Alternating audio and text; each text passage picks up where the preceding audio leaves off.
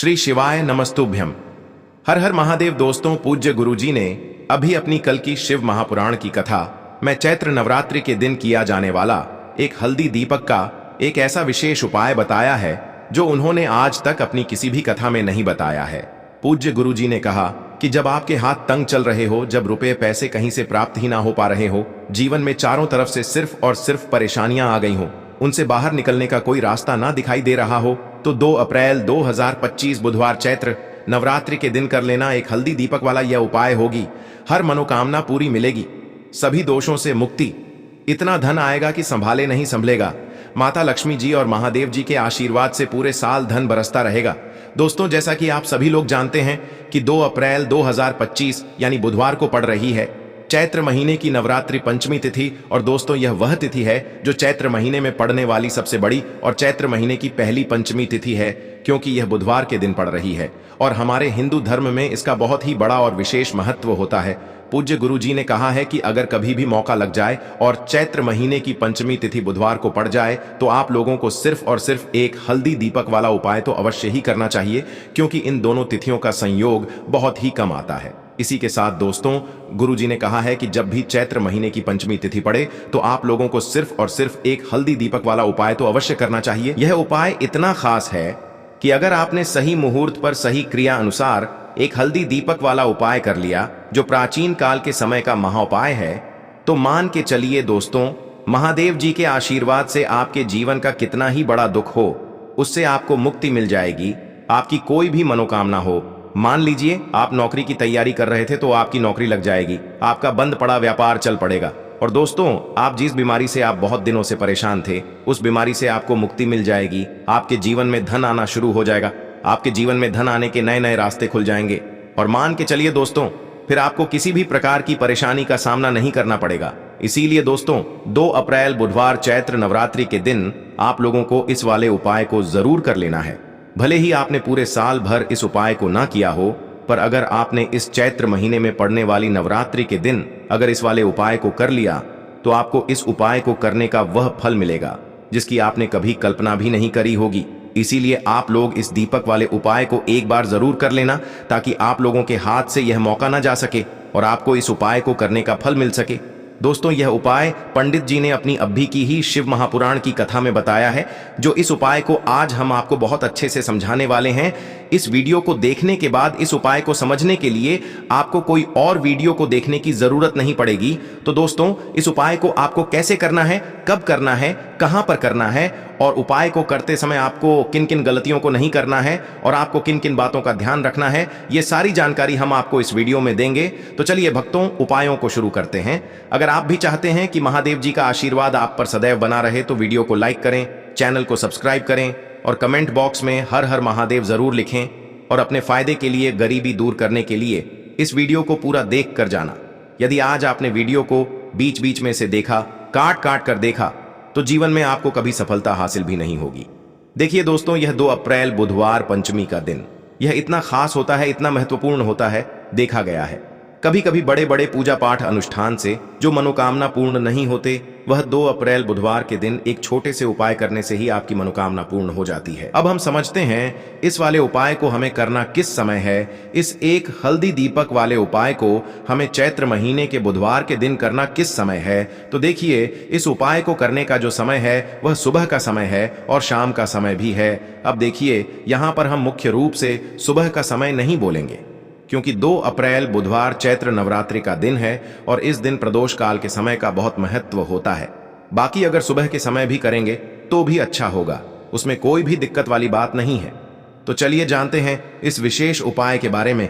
लेकिन उससे पहले एक प्रार्थना, अगर आप इस चैनल पर नए हैं तो आप इस वीडियो को लाइक करें, चैनल को सब्सक्राइब करें और कमेंट बॉक्स में आप अपनी राशि या अपना नाम जरूर डाल दें, क्योंकि हम राशि से जुड़ा भाग्य भी बताते हैं और भाग्य में चल रही परेशानियों को दूर करने के लिए वह आसान से आसान उपाय भी बताते हैं।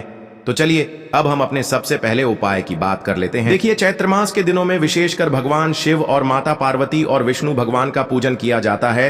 अब साथ ही साथ नवरात्रि पंचमी का दिन भी पड़ गया है, तो ऐसा समझ लीजिए आपके जीवन में धन भी आएगा, सुख भी आएगा, धन बढ़ेगा भी, और साथ ही साथ आपके जीवन के सारे संकटों को भगवान शिव जी दूर कर देंगे।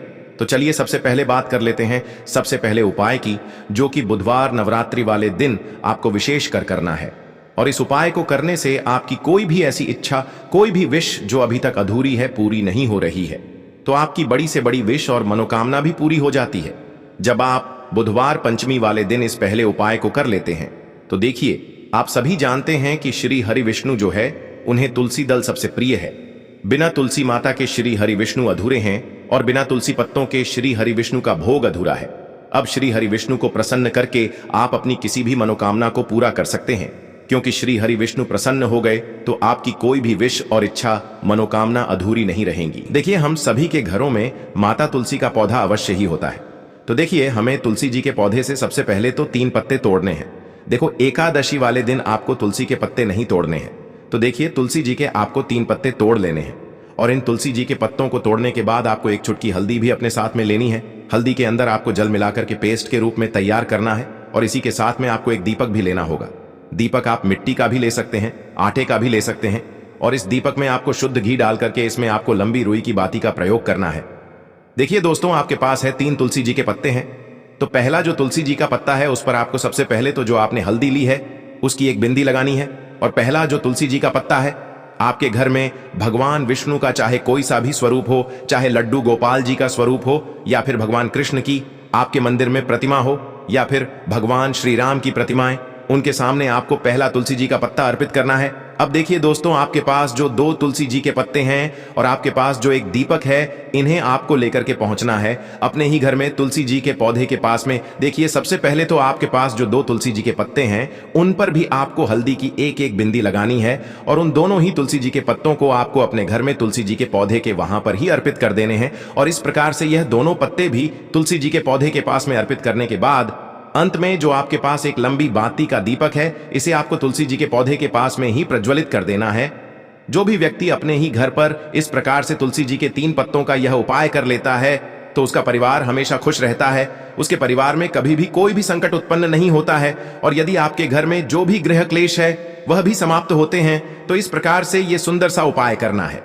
अब बात करते हैं अगले उपाय की। देखो, यदि आपके जीवन में आर्थिक संकट बहुत अधिक हो रहे हैं, धन की समस्या लगातार जीवन में बनी हुई है, एक एक रुपयों को प्राप्त करने के लिए आपको बहुत अधिक मेहनत कर रहे हैं, तो आज रात्रि में सोने से पहले आपको हो यह एक चमत्कारी दीपक का उपाय अवश्य करना है। या फिर यदि आपका जो व्यापार है, बिजनेस है, दुकान है, वह अच्छे से नहीं चल पा रही है, तो आज रात्रि में इस विशेष दीपक का उपाय आपको अवश्य करना चाहिए। देखो दोस्तों, दीपक हमारे घर में सभी नकारात्मक शक्ति को बाहर करता है। यह उपाय आपको साल में केवल एक बार करने का ही मौका मिलता है। देखिए, इस उपाय के लिए आपको तुलसी जी की जो सूखी लकड़ी होती है उसे ले लेना है। देखिए दोस्तों, यदि आपके पास पुरानी तुलसी जी की लकड़ी है तो उसे आप ले सकते हैं, और यदि आपके घर में तुलसी जी जो लकड़ी है वह सूखी हुई है तो उसकी लकड़ी आप तोड़ करके इस्तेमाल कर सकते हैं। लेकिन आपको ध्यान रखना है कि सूर्यास्त से पहले पहले ही आपको यह जो तुलसी जी की लकड़ी है इससे अवश्य ही तोड़ लेना है। तो इस उपाय के लिए आपको सबसे पहले तो एक मिट्टी का दीपक लेना होगा, चाहे तो आटे का दीपक भी ले सके, क्योंकि आटे का दीपक सभी दीपक में सर्वोत्तम माना गया है। इस दीपक के अंदर आपको शुद्ध घी का प्रयोग करना होगा और इससे दीपक के अंदर आपने जो तुलसी जी की लकड़ी ली है उसे भी रख देना है। लेकिन ये जो तुलसी जी की लकड़ी है, इसमें आपको चारों तरफ अच्छे से घी लगा लेना है। देखिए, गुरुजी ने बताया है कि जो तुलसी जी की लकड़ी है, यदि आप उपाय करते हैं और बहुत ही शीघ्रता से जल जाती है, तो इसके लिए आपको एक कार्य करना है। आपको थोड़ी सी रुई ले लेनी है और उस रुई को आपने जो तुलसी जी की लकड़ी ली है उस पर अच्छे से चारों तरफ लपेट देनी है। तुलसी जी की लकड़ी के ऊपर रुई लपेटने के बाद इसे आपको पूरा घी के अंदर डुबो लेना है। अब इसे आपको बाती के रूप में प्रयोग करना है। अब दोस्तों, इस दीपक को आपको प्रज्वलित कहाँ करना है?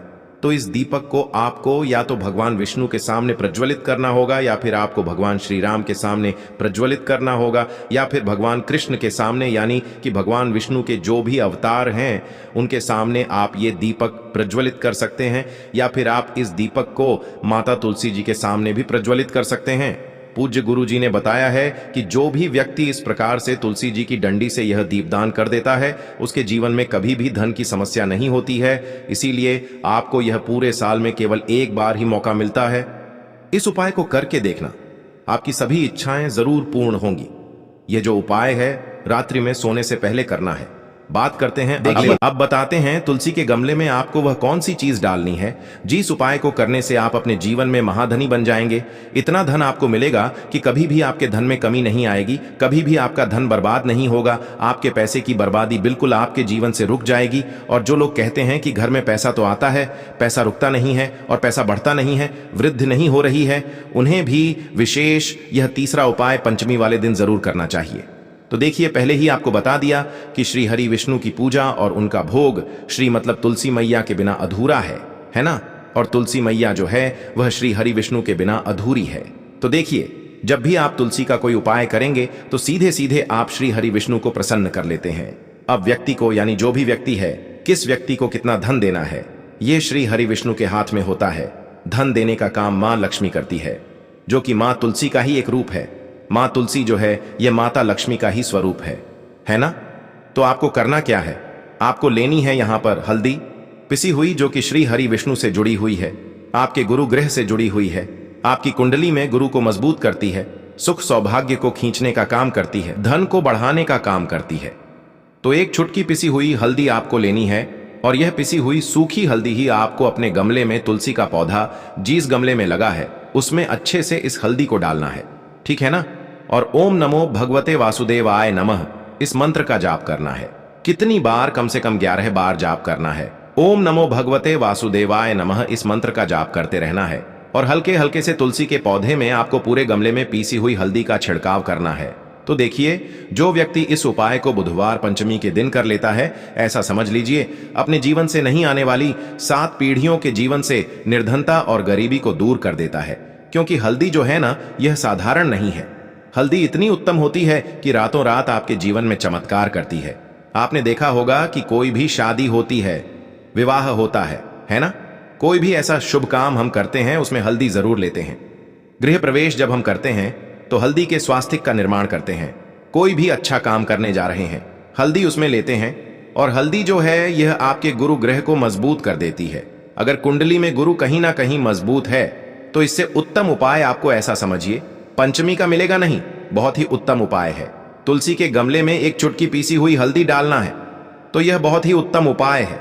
इस उपाय को आप जरूर करें बुधवार वाले दिन, और साल का सबसे बड़ा यह दिन है। तो इस उपाय को करने से श्री हरि विष्णु और महादेव आपसे न केवल प्रसन्न होते हैं, आपसे इतना प्रसन्न हो जाते हैं कि जीवन में कभी आपके गरीबी और निर्धनता को नहीं आने देते हैं। तो चलिए अब बात कर लेते हैं अपने तीसरे उपाय की, जो कि मुख्य द्वार से जुड़ा हुआ है। और यह उपाय है स्थिर लक्ष्मी के वास के लिए। ऐसा पैसा आपके घर में आएगा जो आपके घर में ही रुकेगा। ऐसा पैसा कभी आपके घर में नहीं आएगा जो आपके घर से जाएगा, और विशेषकर फिजूल खर्ची में जाएगा।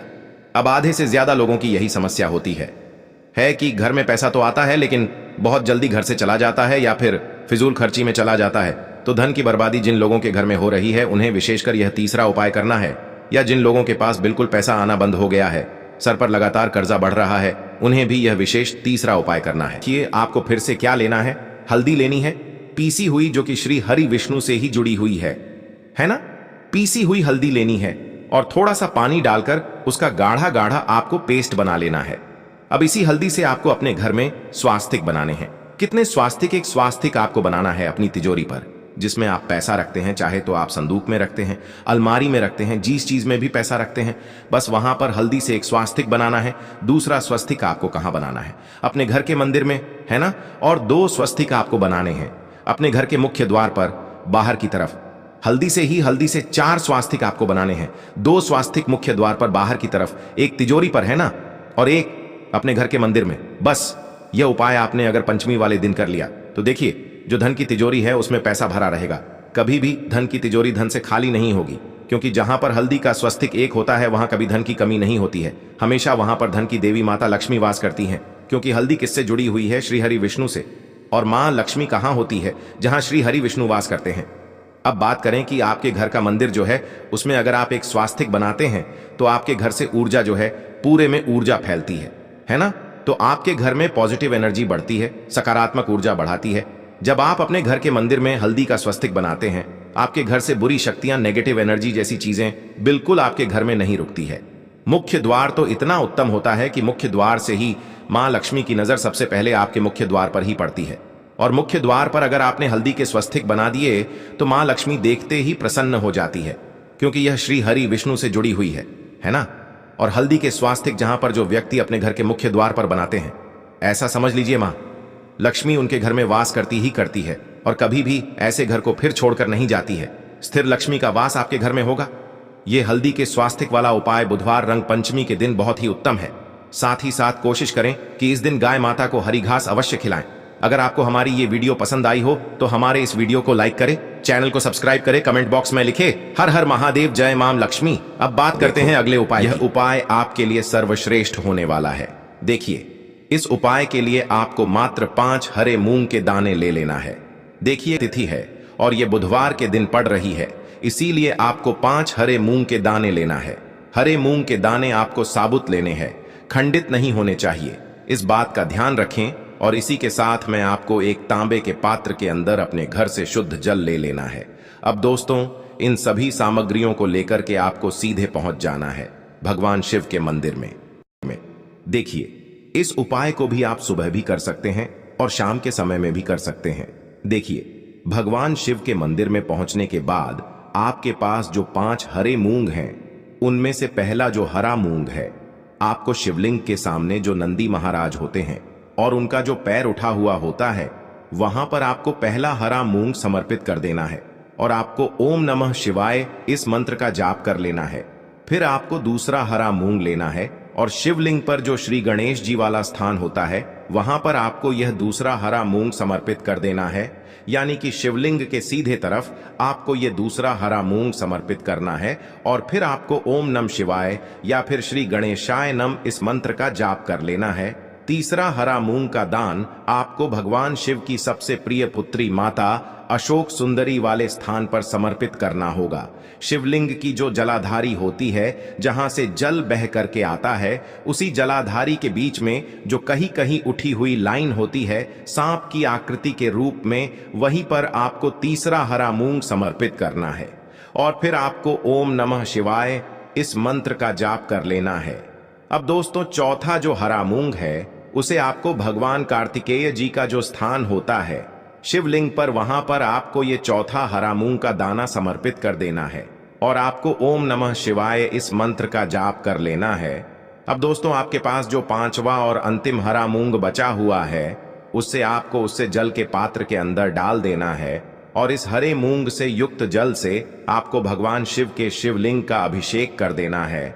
जल आपको बिल्कुल धीरे धीरे समर्पित करते जाना है और लगातार आपको शिव महापुराण के मूल मंत्र श्री शिवाय नमस्तुभ्यम इस मंत्र का जाप करते रहना है।